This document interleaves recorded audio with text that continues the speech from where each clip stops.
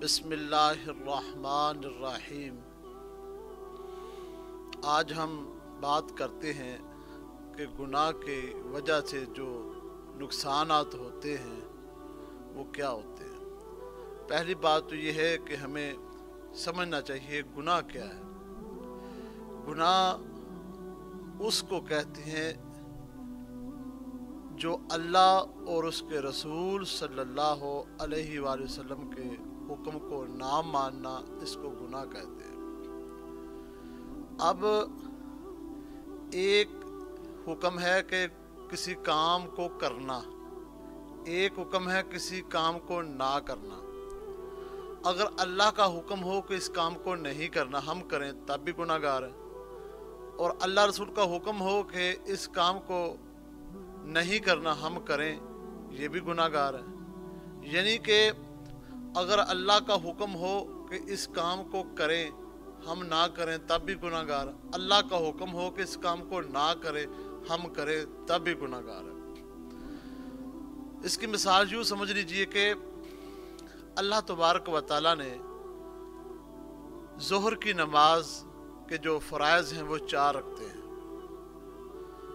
तो अब बंदा कोई अपने मुकाम पर है, मुकामी है, अपने इलाके में रहता है, तो वहाँ पे उसके ऊपर लाजम है कि वो ज़ोहर की 4 फ़र्ज़ ही अदा करे।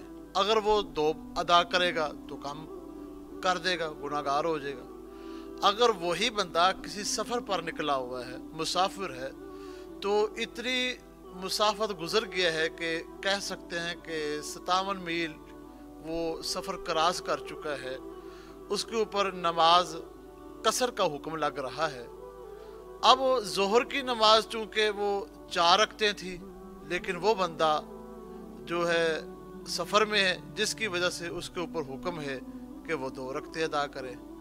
अब यहाँ बंदा कोई जानबूझकर 4 रखते अदा करेगा तो वो गुनाहगार हो जाएगा। क्यों? कि अल्लाह तबारक व तआला का हुक्म है। ये हुक्म की इतनी अहमियत है।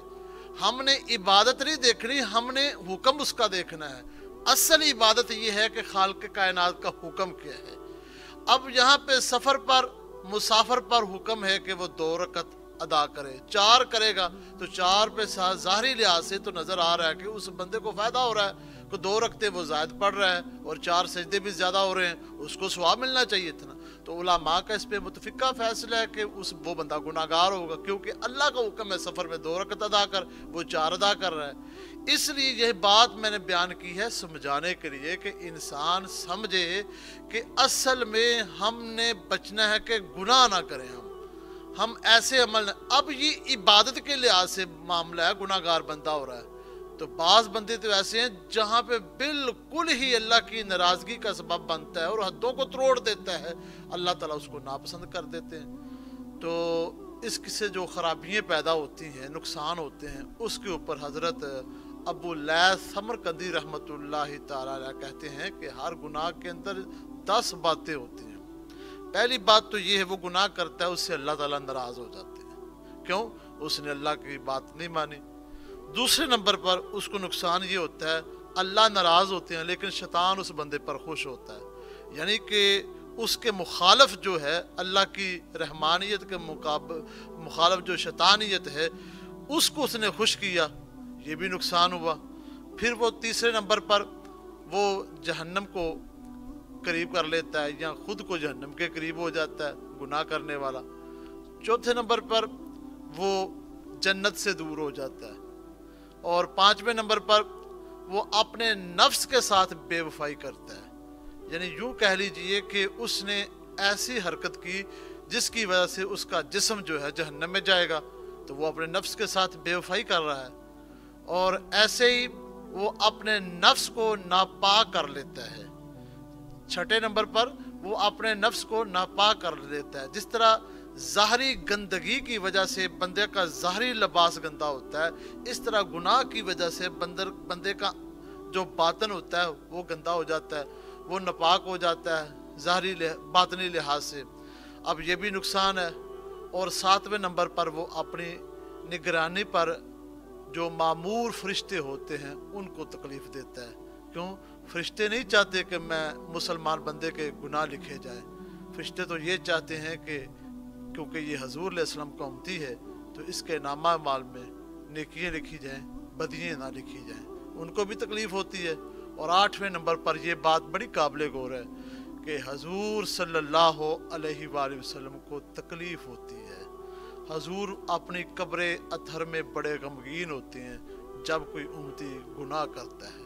ये बात बड़ी काबिल गौर बात है, क्योंकि हदीस मुबारक है कि हजूर अलैहिस्सलाम फरमाते हैं कि जब मेरे उम्मती नामा कोई अमल करते हैं तो फरिश्ते नामा अमाल लेकर मेरी बारगाह में आ जाते हैं।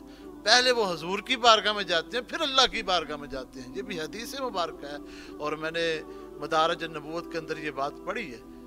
नबी करीम सल्लल्लाहु अलैहि वसल्लम की जब बारगाह में उम्मती का अमल जाता है ना, तो वो गुनाह से बरा होता है, तो हजूर बड़े गमगीन होते हैं। ये हमारे लिए बड़ी काबिल गौर बात है। और 9वें नंबर पर वो बाकी मखलूक के साथ बड़ी खियानत करता है वो बंदा। क्यों?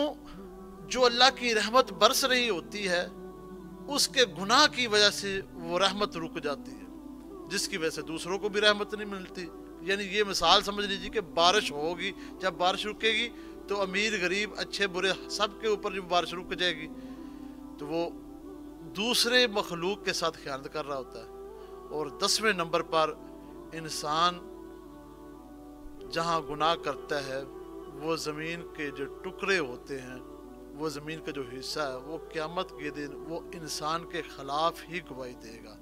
और अल्लाह फरमाता है यौमाइदिन तुहद्दिसु अख़बारहा बिअन्ना रब्बका औहा लहा।